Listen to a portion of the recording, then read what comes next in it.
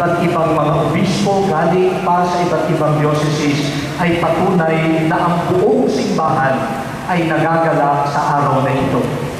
At nagpapasalamat po tayo sa ating putihin at minamahal na obispo, si Bishop Gabby Reyes, sa kanya pong paalyaya na kami ay makibahagi sa araw na ito. Salamat, Bishop po. Alam niyo, si Bishop ay laging na pagkakamalang younger version po. Pagkakaraw po kami.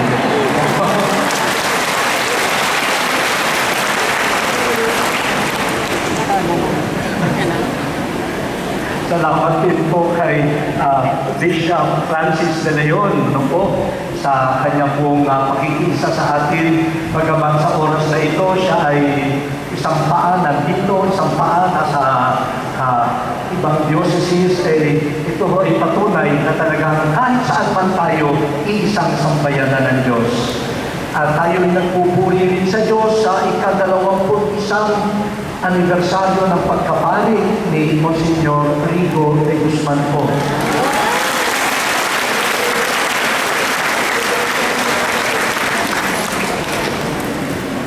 Ang ating pong mga pagbasa na inihanda para sa pagdiriwang ngayon ay napakayaman po kung babaybayin natin ang tatlong pagbasa. Ang mga images na ginagamit at ang mga malalalim na aral ay parang kulang ang isang araw, kulang ang isang taon, kulang ang isang buong buhay para tayo po ay makapasok sa napakalalim na misteryo ng ating pagiging diocese. Ano nga ba ang diocese? Ano nga ba ang maging simbahang partikular? Ano nga ba itong biyaya na ito ng Diyos na ating ngayong tinatanggap muli at ipinagdiriwang? Magpagabay po tayo sa mga pagbasa at hindi po natin kayang suyurin lahat. Pero maganda na meron tayong iuwi at patuloy po natin itong pagnilayan at isabuhay. 30 years ng pagiging diocese. Pero sabi ni San Pablo sa ikalawang pagbasa mula sa sulat niya sa mga taga-Efeso, tayo raw ay hinirang na ng Diyos bago pa likhain ang lahat. Hindi lang pala 30 years ang ating pagkakahirang bilang diocese at katawan ni Kristo at bayan ng Diyos. Bago palikhain ang lahat, tayo ay nasa plano na ng Diyos. Tayo ay nandoon na sa sinasabi ni San Pablo ng panukala ng Diyos na nakasilid sa kanyang napakamisteryosong puso from all eternity. Antipolo has already existed in the heart of God. Ang pagdiriwang po natin ngayon ay hindi lamang pagdiriwang sa panahon. Tayo ay iniuugnay sa walang hanggang panukala at pag-ibig ng Diyos.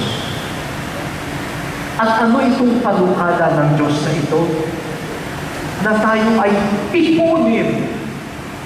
Yan po ang kahulugan ng salitang iglesia, ecclesia, bayang tinawag at tinipon ng Diyos. Pero malinaw kay San Pablo na tayo ay tinitipon sa ngalan ni Jesus. Tayo ay tinitipon bilang mga anak niya na inampon sa ngalan ni Jesus. Tayo ay tinitipon bilang isang bayan sa bisa ng Espiritong Banal na lumikha sa atin bilang isang bayan. Alam niyo, mahalaga po ito kasi madali namang magtipon. Tingnan ninyo, pag fiesta, Ang daming nagtitipon. Ang lahat ng mahilig uminom, nagkakatipon. Ang lahat ng mahilig kumain ng lechon, nagkakatipon. Ang lahat ng chismoso at chismosa, nagkakatipon. Ano ang nagtitipon sa kanila? Bisyo. Ano ang nagtitipon sa kanila? Paninira. Ano ang nagtitipon sa kanila? Kolesterol. Ay hindi simbahan yon. Kapag may umpukan ng mga nagtotong-its, hindi nyo sasabihin, behold, the Church of God. Hindi. Paano mo masasabi, ito ay simbahan? Ito ay pagtitipon na ginawa ng Diyos. Kung ang dahilan ng pagtitipon ay si Jesus. At siya na tumupad sa panukala ng Diyos at sa bisa ng kanyang Espiritu, tayo, nasabi nga ni San Pablo, tayo na magkakaiba ay nagiging magkakapatid. Kumikilala sa iisang Ama, ginagawang magkakapatid sa pananampalataya natin kay Kristo at nabubuklod sa banal na Espiritu at hindi kung ano-anong Espiritu. Dahil po dyan, ang pagiging simbahan ay biyaya. Gawa ng Diyos ang simbahan. Ang Diyos ang tumatawag. Ang Diyos ang nagtitipon. Ang Diyos ang may panukala. Ang Diyos ang nagsalita. Ang Diyos ang nagbubuklod. Kaya tama lamang na sinabi po natin sa Salmo, ito ang araw na ginawa ng Panginoon. Siya ang may gawa sa atin. At patuloy niya tayong tinitipon at ginagawang kanyang bayan, katawan ni Kristo at templo ng Espiritu. Sa unang pagbasa, mula sa Propeta Ezekiel, nakita na po natin na noong una pa, ganyan na kumilos ang Diyos. Tinitipon niya ang kanyang bayan. Gumawa siya ng bayang Israel. At nung nagkasala ang bayan, nagkawatak-watak na naman sila. Pero ang Diyos hindi nagsasawa, tinitipon muli sila at iuuwi sa kanilang bayan. Ano ang nagiging dahilan para ang bayang tinipon ay magkasira-sira? Ang sagot ng unang pagbasa, ikalawang pagbasa, kasalanan. Kasalanan. Kasalanan. Yan ang naghahati-hati. Yan ang nagkakalat ng tinitipon ng Diyos. Pero napakabait ng Diyos. Hindi nagsasawa na tipunin ang kanyang bayan. Kaya, kung ako po ang Diyos sa lumang tipan, tinipon ko na kayo, pinalaya ko na kayo sa pagkaalipin sa Ehipsyo, nagutom lang kayo, nakakalimutan nyo na ako. Sabi nga ng Ezekiel, gumawa na naman kayo ng mga Diyos-Diyosan. Bahala na kayo sa buhay ninyo. Kung gusto nyo magkalat, magkalat kayo. Salamat sa Diyos, hindi ako ang Diyos. Kung ganito ang Diyos, patay na. Patay na. Ang Diyos natin napakapasensyoso. Ang bayan na tinitipon, gustong magkalat, pero hindi matiis ng Diyos. Titipunin na naman niya. At sabi po niya sa unang pagbasa, bibigyan ko kayo ng bagong puso. Bibigyan ko kayo ng bagong espiritu. At ang aking salita ay ilalagay ko na sa inyong puso. Ganyan po ang ating Panginoon. Kung tayo man ay tumalikod sa kanyang ginagawa para sa atin, hindi siya magsasawa. Susubaybayan ang paglalakbay ng kanyang bayan. Mula pa sa eternity hanggang sa kasaysayan, kapag ang paglalakbay ng bayan na ito ay umuwi sa pagkawasak, sa kawalan, nandiyan ang Diyos. Tatawag muli. Bilang pastol, titipunin muli ang kanyang bayan. Hindi siya maligaya kapag ang kanyang bayan ay watak-watak at hindi na iisang bayan. Mga kapatid, sa kasaysayan po, hindi lamang ng ating diocese, kundi ang kasaysayan ng simbahan dito sa Pilipinas, palagay ko maraming pagkakataon na masasabi natin talagang ang Diyos walang sawa na tumitipon sa atin. Lahat naman ng diocese, lahat ng parokya, may mga pinagdaraan ng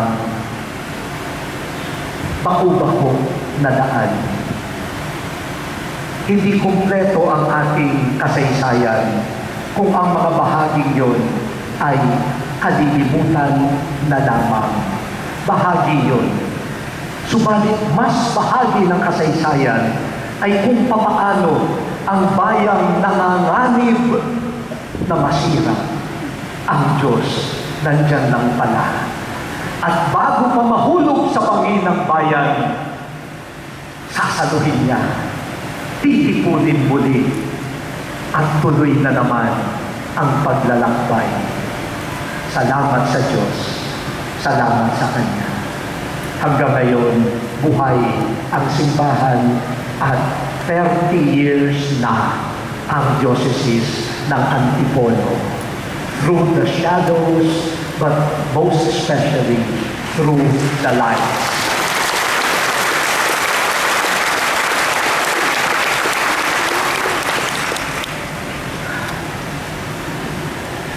Ibig sabihin nun ay tapusin ko na.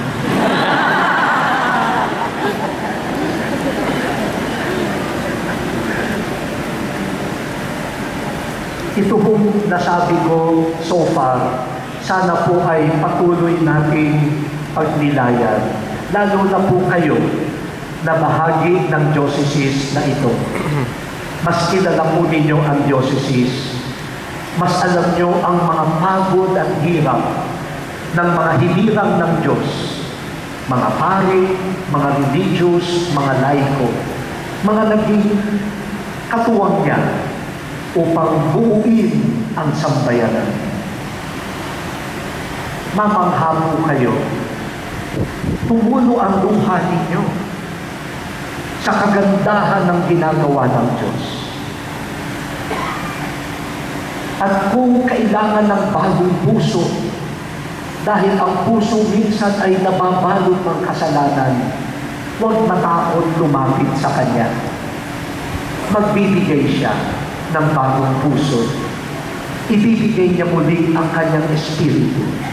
At ang Kanyang salita, ang Kanyang utos, ay hindi na lamang nakalagay sa bato, kundi sa puso natin. May pag-asa po tayo dahil hindi magsasawa ang Diyos na hubugin ng hubugin ang simbahan at ang diocese ng Antipolo. Subalit ang ating pong pagpapasalamat ay may kasama rin responsibilidad. Ang Diyos ang gumagawa ng simbahan, ang Diyos ang tumatawag, ang Diyos ang nagtitipon. Nung ako po'y bata, merong, ano ba ang tawag doon? Parang nursery rhyme. Humpty Dumpty sat on a wall. Humpty Dumpty had a great fall. All the king's soldiers and all the king's men could not put Humpty Dumpty together again. Yung mga sumusunod sa akin, you just revealed your age. Hindi na yata tinuturo ngayon sa mga bata yan. Pero para ho sa akin, natutuwa akong alalahanin yan. Tayong lahat, individually, at bilang simbahan, para tayong si Humpty Dumpty. We are precarious. Ang ating pong shell, katulad ng shell ng itlog, ay napakadaling mag-crack. Madaling matukso, madaling mahulog. Pero tignan ninyo, the king's soldiers, hari yan, at mga naglilingkod sa hari, all the king's men and women, wala silang magagawa to put Humpty Dumpty together again. Pero ibahin natin ang ating tunay na king. Kaya niyang kunin ang mga pira-piraso ng ating precarious existence. At bagaman may mga cracks, kahit papaano, buo pa rin. Yan ang kwento natin. Sa kamay ng Diyos, mabubuo tayo. Pero may responsibilidad tayo. Sabi po ni Jesus sa Ebanghelyo, manatili kayo sa akin. Tinitipon ko kayo, layo naman kayo ng layo. Anong magagawa ko niyan? Tinatawag ko kayo, ibang tinig naman ang inyong naririnig at sinusundan. Binubuo ko kayo, tuwan-tuwa naman kayong magkahati-hati. Papaano tayo makakasabay sa ginagawa ng Diyos na tayo'y tipunin bilang sambayanan? Simple ang sabi ni Jesus, remain in me. Kapag tayo'y nananatili kay Jesus at ang kanyang salita, ang ating pagkain, ang kanyang espiritu, ang ating iinumin, pag tayo ay mga sanga na laging nakadikit dito kay Jesus ng puno, sabi niya, diyan tayo mamumunga. Dahil hiwalay sa Kanya, hindi tayo mamumunga. Kaya po yung bunga, hindi lamang po yan mga achievements, hindi lamang po yan success. Ang tunay na bunga ng simbahan ay makikita kung ito ay bunga ng pananatili kay Jesus. Madali naman gumawa ng bunga kahit nakahiwalay kay Jesus.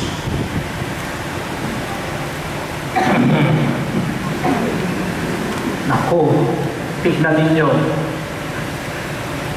May mga corruption na mangyayari. Pero ako konsyensya, nakakakonsensya naman na 1 million ang aking kunin. 700 na lang. At yung 300, idonate ko kaya sa isang feeding center. Kita ng mga tao, may bunga, may napakain. Pero hindi na alam, yung bungang yon ay hindi dahil kalapit kay Kristo. Huwag tayong masisilaw sa mga kunwari bunga. Ang tunay na bunga ay manggagaling lamang sa katapatan kay Kristo.